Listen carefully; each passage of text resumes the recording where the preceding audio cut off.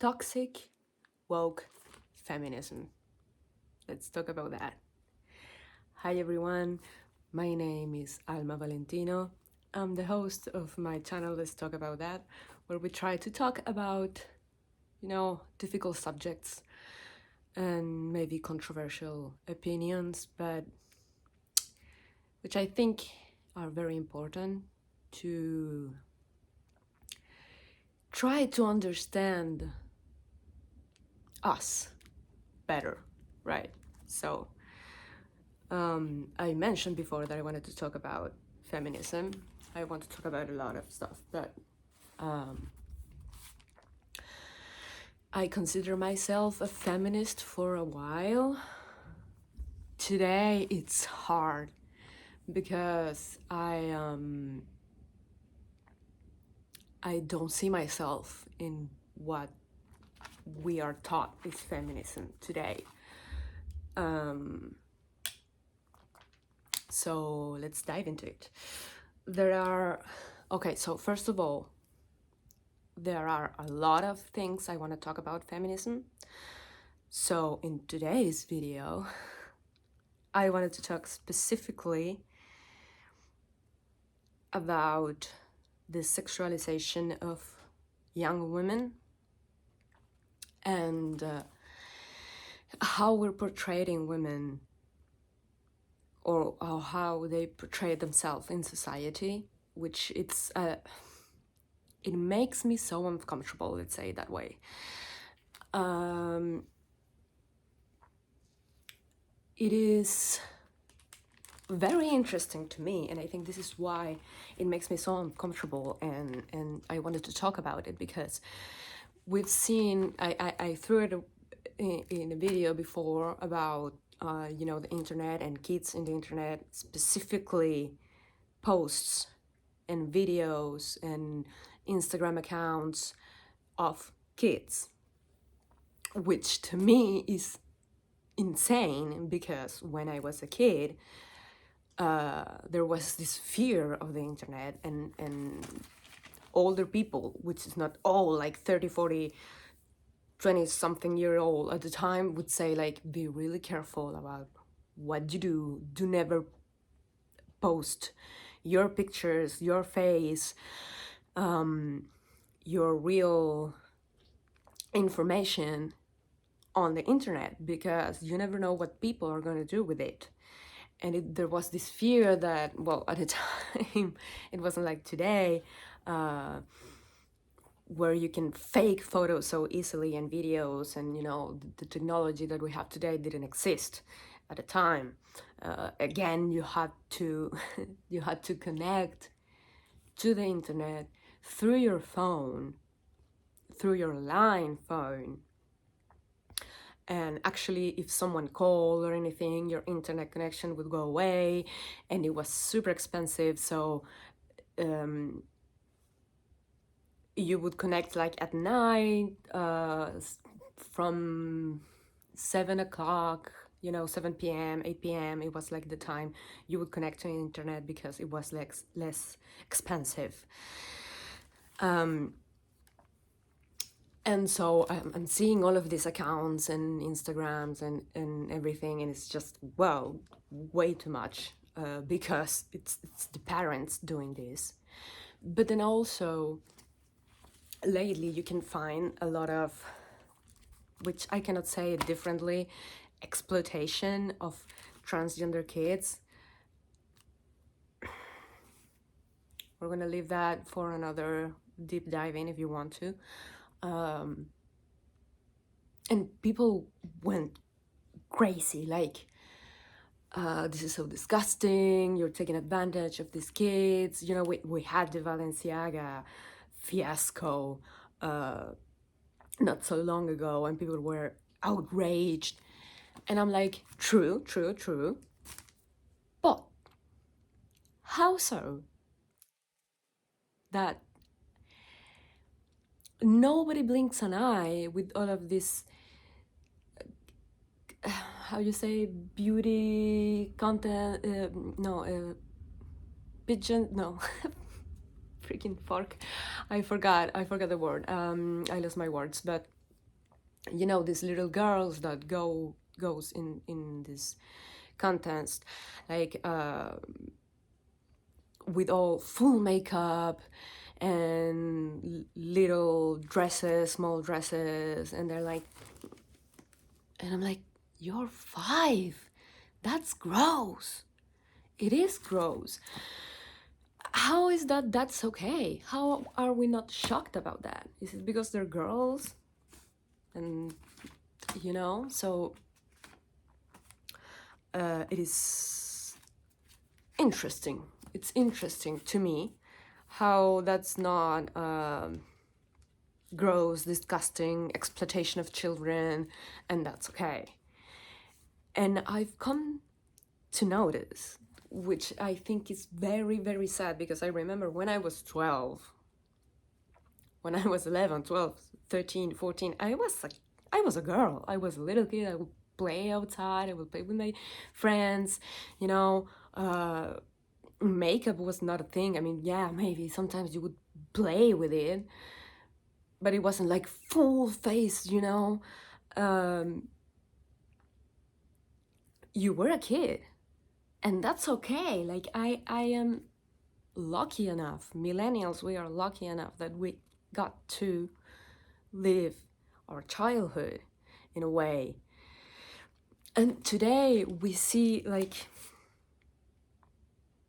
I don't want to be mean. I'm gonna name some names, okay? And this is not like a personal attack, because I do not know these people, but let's take that they make me really uncomfortable. That's the thing, okay? And so we have this girl, right? This Stranger Things girl. I think she's Millie Bobby Brown, something like that. And it's so weird because in the series, she looks like a girl, her age. At least when it started, you know, before the pandemic and all of these wonderful years that we've had since. But when she started, and even after, even though she's older now, she's still so young, but she looked appropriate, right? Like you expect a girl from 11 to 13, 14 years old to look like. And then, like the first season, they went to the red carpet and she looked like a girl. And from the second to now, it's like, I would look at her and it was like, you look like me. You look old like me. I'm 30. What's going on? Why would you want to look like you're 30? You're 14. It doesn't make sense. Well, it does make sense if you think about it, because it's a sexualization of this little girl that wants to look old enough to have sexual relationships and to sexually arouse men, because that's the point of dressing like she dressed and putting that awful amount of makeup in her face to age her enormously. And then on the other hand, and then like immediately I thought, and then on the other hand, you have people like Ariana Grande, which look like, or try to look like, a 12-year-old when she's clearly older than that, which I also found disgusting and makes me very uncomfortable. And I see this like a trend, right? So little girls go beyond their way to look like they're 30 or 25. And then you have these 25, 30-year-old girls that go out of their way to look like they're 12. And they talk like that, like, oh, honey, oh, wah, wah, wah, wah. Ugh. I'm sorry. I mean, again, nothing against them as person. I do not know them. Okay, they're just examples because they come right at the top of my head. And I mean, tell me, what do you guys think? Leave a comment. Like, does this make you feel uncomfortable too? Because to me, it's not like, oh, I hate them. I don't like this person. It's just it makes me uncomfortable. There's something. It's like my God is telling me that's wrong in so many levels. Now, I have to say that in the case of Ariana Grande, I don't know. It might be because of some sort of arrested development, because I know that kids that get famous really young and then stay in this path, in this life, in this world that is very different from ours, they get some sort of arrested development, right? Because they didn't get to go through a lot of experience that makes you who you are and help you grow into the adult that you eventually become, right? So as a disclaimer, but if you go through TikTok and YouTube, you will find a lot of these videos of girls, women, that are clearly 20 something acting like they're 12, and it's just, why? That's gross. That's even more gross because it's like some pedophile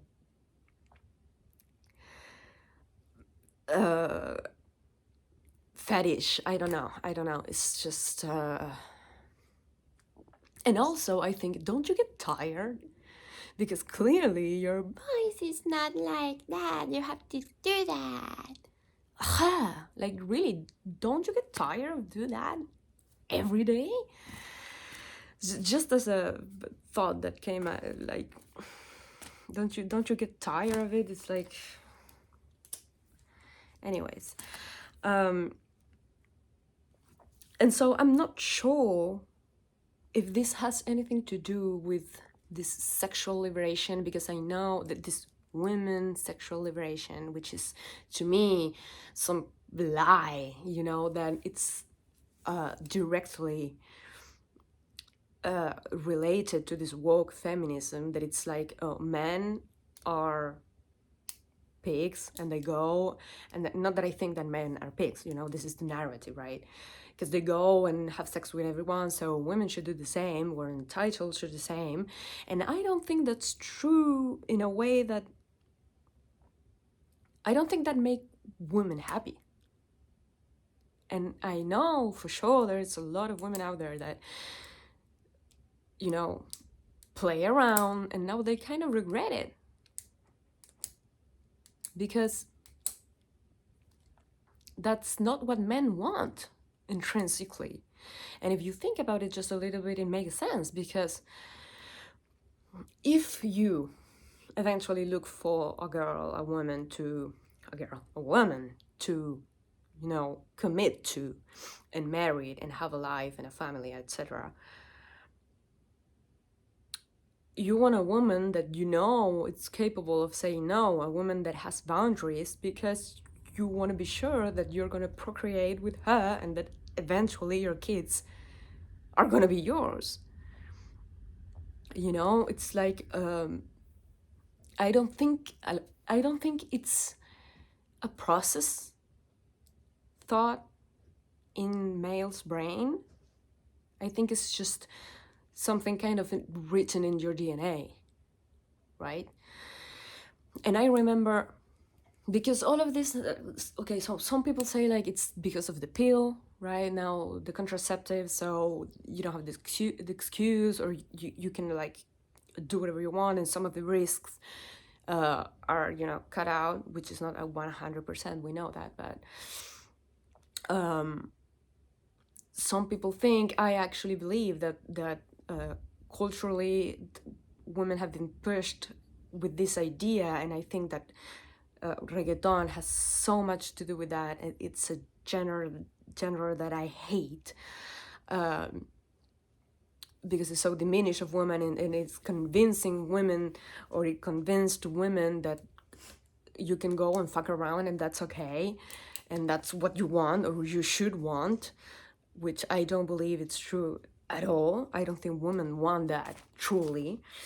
I think it's mostly a facade, because also they're so young, and it's like explore your sexuality and everything. I think, like, when I say I only feel attracted to men I have an emotional connection with, it's like if I don't love you, I might find you very attractive, I might want to draw you and take a picture, but I'm not gonna really, honestly, I'm not gonna want to go and fuck you. I just won't. It's not appealing to me. I don't get aroused in that way, right? And I think that's the reality for a lot of women.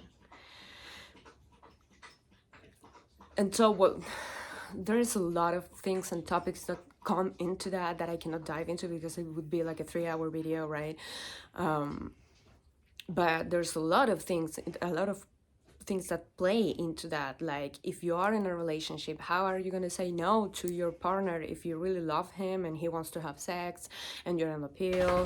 And it's like, you have that, and you have like social pressure because, oh, you're still a virgin and you're like 20. It's like, am I ugly, or I don't know how to approach, or I don't want to say no, but all of my friends lost their virginity when they were 15 and I'm 20, or I'm 17 and I haven't, and all of these things that are inevitably connected. But just diving into all of that, it would be like so much. So I wanted to leave it for another episode, but I do want to say in this right now that I do believe there is a lack of, well, there is a lack of many things, really, but there is a lack of maternal figure and a paternal figure. And not only paternal, but a masculine figure, a father, a brother, that would, because men and women are different. Men and women are different in so many levels, in so many things. And that's why also I get so angry when people use this equality word so blindly, right? Because to me, equal means, like, if you have a coin, right?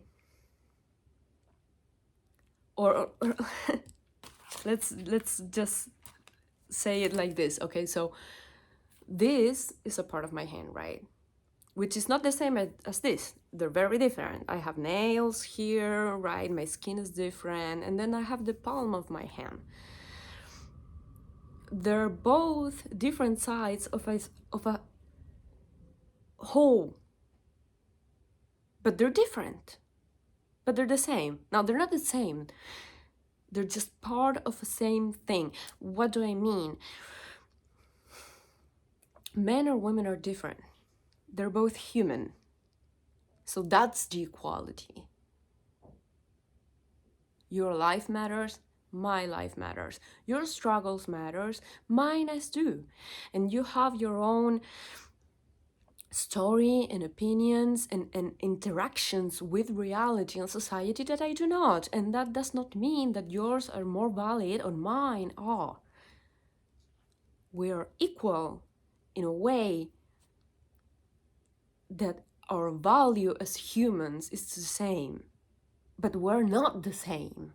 We are very, very different. And I think that anyone that has kids, and boys and girls, will agree that they are not the same. So just to throw that away, but this lack of figures, and I think some of that has to do, unfortunately, with this lie. We tell women that your career is the most important thing. So now we have a lot of kids that grow up, especially the first years, which are so important because those are the years where you will get a grasp of reality and what it means. Like, your dad cannot teach you the experience of a woman, and a woman cannot teach you the experience of a man. And also, it's not the same for me to say, you need a man to do this, this, and this, that to have the experience of my dad or my brother to actually be like that and show me that. Show and tell. It's different. And why am I saying this? Because sharing something very personal, I started taking the pill. I started taking contraception when I was like 11 or 12. Another thing I would like so much to talk about, because that's a problem that we don't really, apparently we don't really care to know women's body better. So when you're really young and you start your period, I started my period at that age, and it was awful. It was so painful and long. It was so painful that my legs would numb from the pain. I could not go to school for a week. So obviously my mom took me to the gynecologist, and what did they do? They gave me the pill immediately, right? And so that's giving you a lot of hormones, and that changed your body, your brain. And I mean, if you'd like me to dive into that, I would love to, because I do have a personal experience with that it's kind of interesting, I think. And it's something that I think we need to talk about, because it's so damaging for women's body in general, okay, from head to toes. it's taken, people take it very lightly, but it's a lot that you're putting your body through, and a lot that you put into your body that should not be there. But anyway, so I started very young taking the pill. So I had the excuse, like, But first of all, I had, luckily, my dad. He would be home a lot because he worked very close to our house. So he would go take lunch with us, and he was the kind of dad that, would read us before we go to bed. He was very present. And that gave me, first of all, the experience of how should I be treated in a way, okay?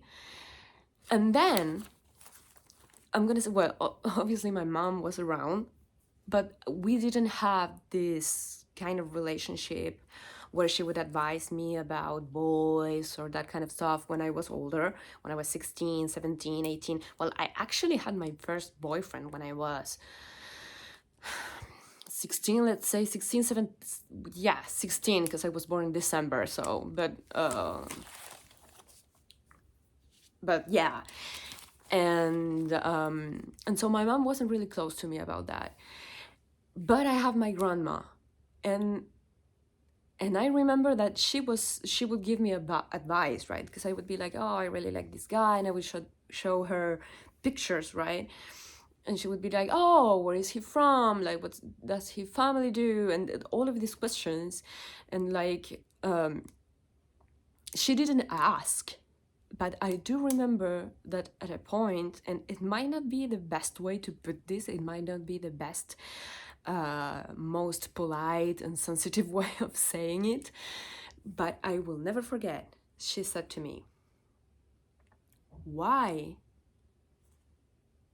would you buy a cow if you can get the milk for free? Think about that, okay?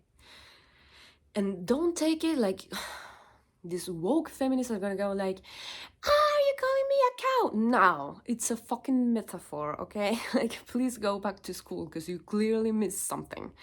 You were smoking too much pot, I don't know. But I never forgot that, because and I will never forget, because it taught me immediately that I had some value physically in a way that you can do a ramification of what she said. First of all, it's like, obviously, why would I commit to anyone if I can get it for free, right? No effort, no me not being with other girls or whatever, right? Second, if I'm getting the milk for free, how do I know that other guys aren't getting, this milk for free? Because, it doesn't say too much about you and your ability to say no and respect yourself and waiting for the right person. And I'm not saying like wait till you're married or whatever. I mean, that's a whole other topic, right? But it's, I mean, at the end of the day, your body, it's your temple. And I would say this for guys too, because guys go like, oh, your body count and these kind of things, so you're gross, because I'm not gonna stick that in a hole that I don't know, whatever. And to me, it's like the same the other way. It's like, you don't use a needle twice. You use it once and you throw it away, right? So, and I'm not judging, this is my opinion, but I do want to say, I think that young people in general, they're lacking of these paternal figures that show them how they need to be treated and how they need to treat their own bodies and their own value. Because at the end of the day, there is a value in your body, just your body. And I'm not saying this as an objectification of the women, but in a way that, again, how am I gonna know? Again, my grandmother, okay? The son of my daughter, my grandson is. The son of my son, I don't know if it is. She used to say that too, which is awful if you think about it, because she said that like at the table with all her grandkids. So it wasn't nice. Because it's my maternal grandmother, so she knew we were. But what she was trying to say, and she wasn't very delicate about it, but what she was trying to say is, you need to value that. You need to value that and to keep it in a way that you will assure your man, your husband, that your kids are his kids. And that only can be shown by behaving in a certain way, right? So even if it's unconscious, men will look for that. And it's not like body count because you're gross or whatever. It's because in again, it's like a genetic thing. It's like a DNA. I mean, here maybe I'm throwing terms because I don't know if this is written in your DNA, but you would be amazed of how many things are actually just coded into us.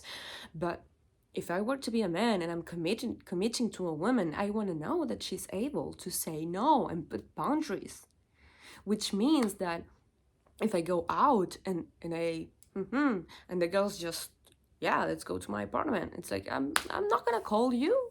I mean, if I call you again, it's just to fuck, because I want the challenge. I want to earn that, because that means that you have boundaries, you respect yourself, you are picky, and you're choosing me. Because even though you're attracted to me, it's still hard to get you. And that's the thing, that it's been so awfully destroyed by this woke feminists that honestly, I don't think they know what they're talking about. Again, we are coming back to education, education, education. And we're gonna talk about education more deeply, but I just wanted to leave you guys with these thoughts. I would much appreciate if you do the YouTube things, but if you're gonna do anything, please comment down below. Tell us, maybe share if you had similar experience with your family, with your mother, with your grandmother, or something like that. And mostly, as I always say, I want to talk, and you cannot have a dialogue in an empty room. You would only echo. So please do that, and I'm gonna leave you in the description also, because I think it's very interesting. I happen to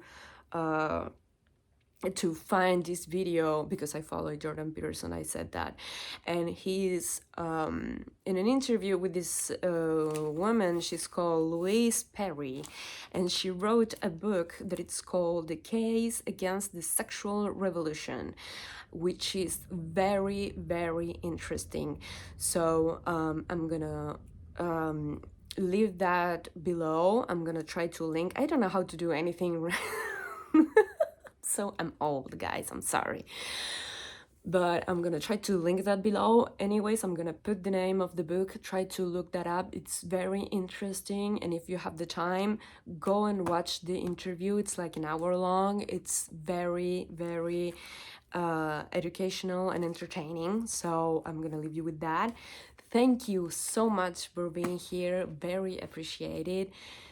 Love you guys, and see you in the next one. Bye.